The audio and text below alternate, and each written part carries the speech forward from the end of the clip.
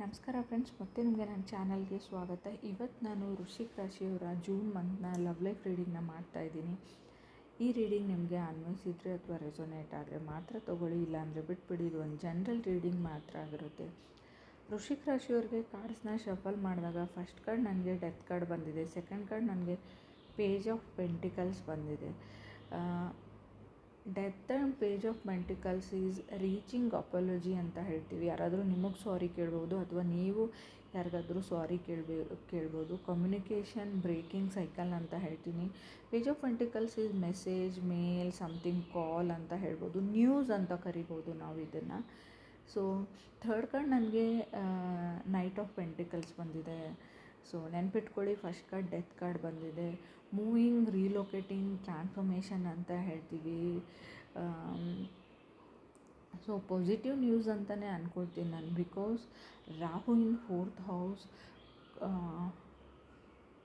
ಗೊತ್ತಿಲ್ಲ, counting at home, fight situation ಅಂತ ಹೇಳ್ಬೋದು. ಮನೆಯಲ್ಲಿ ಜಗಳಗಳು ನಡಿಬೋದು, ನಿಮ್ಮಿಬ್ಬರ ಮಧ್ಯೆ ಜಗಳ, ಫ್ಯಾಮ್ಲಿ ಮತ್ತು ನಿಮ್ಮ ಪಾರ್ಟ್ನರ್ ಜೊತೆ ಜಗಳ. ಇನ್ ಕೇಸ್ ನೀವು ಮ್ಯಾರಿಡ್ ಆಗಿದ್ದರೆ ದೇರ್ ಈಸ್ ಸಮಥಿಂಗ್ ಅಂತ ಹೇಳ್ತೀನಿ. 4 ಆಫ್ ವಾಂಡ್ಸ್ ಇದೆ. ಸಮಥಿಂಗ್, ಕೆಲವ್ರದ್ದು ಮದುವೆ ಫಿಕ್ಸ್ ಆಗುತ್ತೆ, ಆಲ್ರೆಡಿ ಮದುವೆ ಆಗಿದೆ ರೀಸೆಂಟಾಗಿ. 4 ಆಫ್ ವಾಂಡ್ಸ್ ಅದನ್ನು ರೀಪ್ರೆಸೆಂಟ್ ಮಾಡುತ್ತೆ. Be careful.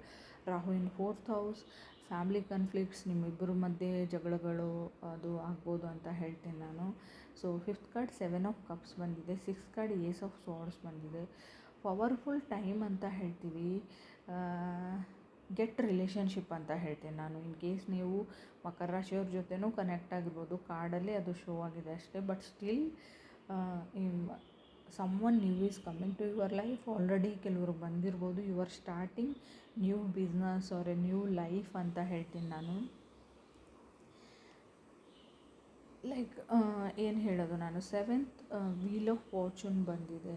So wheel of fortune is divine timing ಅಂತ ಹೇಳ್ತೀವಿ. ನೀವು ಯಾವುದಕ್ಕಾದ್ರೂ ವೇಟ್ ಮಾಡ್ತಾಯಿದ್ರೋ, ಸಮಥಿಂಗ್ ಏನೋ ಮಾಡಬೇಕು ಅಂತ ಅಂದ್ಕೊಂಡಿದ್ದೀರಾ, ಅದು ಟೈಮ್ ಯಾವಾಗ ಬರುತ್ತೆ, ಟೈಮ್ ಕಾಲ ಕೂಡ ಬರಲಿ ಅಂತ ಹೇಳ್ತೀವಲ್ವ, ಆ ಟೈಮ್ ಇವಾಗ ಬಂದಿದೆ ಅಂತ ನಾನು ಹೇಳ್ತೀನಿ. ಎನಿಥಿಂಗ್, ಬಿಸ್ನೆಸ್ ಮಾಡ್ತಾಯಿದ್ರು, ಏನು ಮಾಡ್ತಾಯಿದ್ರು ಅದನ್ನು ಮಾಡಿ ಅಂತ ಹೇಳ್ತೀನಿ. ಅಫ್ಕೋರ್ಸ್ ವೃಶ್ಚಿಕ ರಾಶಿಯವ್ರಿಗೆ ಸ್ವಲ್ಪ ಎಮೋಷ್ನಲಿ ನಿಮ್ಮ ಪಾರ್ಟ್ನರ್ ಜೊತೆ ಕೆಲವೊಂದು ಕನ್ಫ್ಲಿಕ್ಟ್ಸ್ಗಳು ಬರ್ಬೋದು. ಅದು ಸ್ಪೆಷಲಿ ದುಡ್ಡಿನ ವಿಚಾರಕ್ಕೆ ಜಗಳಗಳಾಗ್ಬೋದು ಅಂತ ಹೇಳ್ತೀನಿ ನಾನು. ಬಟ್ ಸ್ಟಿಲ್ 4 ಆಫ್ ವಾಂಡ್ಸ್ ಇದೆ. ಮನೆ ಕಟ್ಟೋ ಬಗ್ಗೆ ಅಥವಾ ಮನೆ ದುಡ್ಡಿನ, ಇವಾಗ ಮನೆಗೆ ಲೋನ್ ಇದೆ, EMI ಇದೆ ಅಂದರೆ, ಸೊ ಅದ್ರ ಬಗ್ಗೆ ಜಗಳ ಆಗ್ಬೋದು, ಅಥವಾ ಮನೆ ತೊಗೊಳ್ಳೋ ವಿಚಾರಕ್ಕೆ ಜಗಳ ಆಗ್ಬೋದು, ಅಥವಾ ಮನೆ ತೊಗೊಳ್ಬೇಕು. 4 ಆಫ್ ವಾಂಡ್ಸ್ ಈಸ್ ಕನ್ಸ್ಟ್ರಕ್ಟಿಂಗ್ ಮನೆ, ಬಿಲ್ಡಿಂಗ್ನ ರೀಪ್ರೆಸೆಂಟ್ ಮಾಡುತ್ತೆ. ನೀವು ಕಟ್ತಾ ಇದ್ದೀರೋ, ನಿಮ್ಮ ಪಾರ್ಟ್ನರ್ ಕಟ್ತಾ ಇದ್ದಾರೋ, ಅದನ್ನು ರೀಪ್ರೆಸೆಂಟ್ ಆ ಕಾರ್ಡ್ ಮಾಡುತ್ತೆ.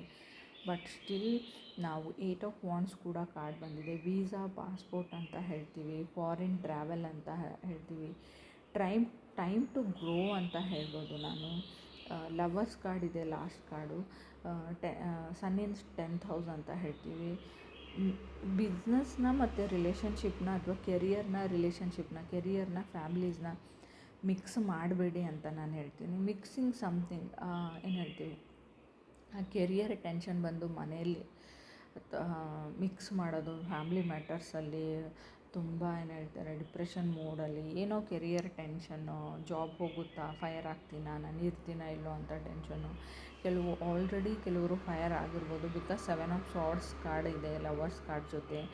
ಬಟ್ ಲವರ್ಸ್ ಕಾರ್ಡ್ ಜೊತೆ 7 ಆಫ್ ಸಾರ್ಡ್ಸ್ ಬಂದರೆ, ಇನ್ ಕೇಸ್ ನೀವು ಮ್ಯಾರಿಡ್ ಆಗಿದ್ದರೂ ಬಿ ಕೇರ್ಫುಲ್. ನಿಮ್ಮ ಪಾರ್ಟ್ನರ್ ಮನೇನ ಬಿಟ್ಟು ನೀವು ಹೋಗ್ಬೋದು. ಈವನ್ ಕಿಡ್ಸ್ ಇದ್ದರೆ ಕಿಡ್ಸ್ ಜೊತೆ ಮನೆ ಬಿಟ್ಟು ಹೋಗ್ಬೋದು ಅಂತ ಹೇಳುತ್ತೆ. ಈ ಥರ ಹೇಳ್ತಾ ಇದ್ದೀನಪ್ಪ, ಇನ್ನೇನೋ ಈ ಥರ ಹೇಳ್ತೀನಿ ಅಂತ ಅಂದ್ಕೊಳ್ಬೇಡಿ.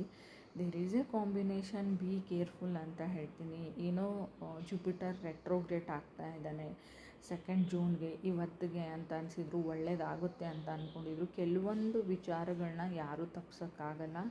ಸೊ ಈವನ್ ಸಮ್ಟೈಮ್ಸ್ ರೆಮಿಡೀಸ್ ಮಾಡಿ, ನಿಮ್ಮ ಕುಂಡ್ಲಿ ಚಾರ್ಟ್ನ ಅನಲೈಸ್ ಮಾಡಿಬಿಟ್ಟು ಕೆಲವೊಂದು ರೆಮಿಡೀಸ್ನ ಮಾಡಿ ರಿಲೇಷನ್ಶಿಪ್ನ ಉಳಿಸ್ಕೊಳ್ಬಹುದು ಅಂತ ನಾನು ಹೇಳ್ತೀನಿ. But there is a something, lovers card ಬಂದಿದೆ. ಕೆಲವರು ಫಾಲಿನ್ ಇನ್ ಲವ್ ಅಂತ ಹೇಳ್ತೀನಿ, ಕೆಲವರು making new relationship, making new life ಅಂತಲೂ ನಾನು ಹೇಳ್ಬೋದು. ಎಲ್ರಿಗೂ ಅನ್ವಯಿಸಲ್ಲ ನಾನು ಹೇಳ್ತಾ ಇರೋದು, ಯಾರಿಗೆ ಅನ್ವಯಿಸುತ್ತೆ ಅವ್ರು ಮಾತ್ರ ತೊಗೊಳ್ಳಿ. ವೀಲ್ ಆಫ್ ಫಾರ್ಚೂನ್ ಕಾರ್ಡ್ ಇದೆ, ಟೈಮ್ ಟು ಗ್ರೋ ಅಂತ ಹೇಳ್ತೀನಿ. ಏನೇ ಆಪರ್ಚುನಿಟೀಸ್ ನಿಮಗೆ ಸಿಕ್ಕರೆ ಇವಾಗ ಅದನ್ನು ಚೆನ್ನಾಗಿ ಯೂಸ್ ಮಾಡ್ಕೊಳ್ಳಿ ಅಂತ ಹೇಳ್ತೀನಿ. ಸೊ ನೀವು ಯಾರಿಗಾದ್ರೂ ಸಾರಿ ಕೇಳಬೇಕಾಗಿದ್ರೆ ಕೇಳಿಬಿಡಿ ಅಂತ ಹೇಳ್ತೀನಿ. ರಿಗ್ರೆಟ್ ಮಾಡ್ಕೊಳ್ಬೇಡಿ. ಆಮೇಲೆ ಆ ವ್ಯಕ್ತಿ ಇವಾಗ ಲೈಫ್ ಸೈಕಲ್ ತುಂಬ ಚಿಕ್ಕದು, ಯಾವಾಗ ಯಾರು ಇರ್ತಾರೆ ಯಾರು ಹೊರಟೋಗ್ತಾರೆ ಅಂತಲೇ ಗೊತ್ತಾಗಲ್ಲ. ಡೋಂಟ್ ಟೇಕ್ ಎನಿ ಗ್ರಜ್ಜಸ್ ಅಂತ ಹೇಳ್ತೀನಿ. ಯಾರ ಮೇಲೂ ದ್ವೇಷ ಸಾಧಿಸಬೇಡಿ. ಡೋಂಟ್ ಟೇಕ್ ರಿವೆಂಜಸ್ ಅಂತ ಹೇಳ್ತೀನಿ. ಸೊ ಬಿಟ್ಬಿಡಿ ಅಂತ ಹೇಳ್ಬೋದು ಎಲ್ಲನೂ.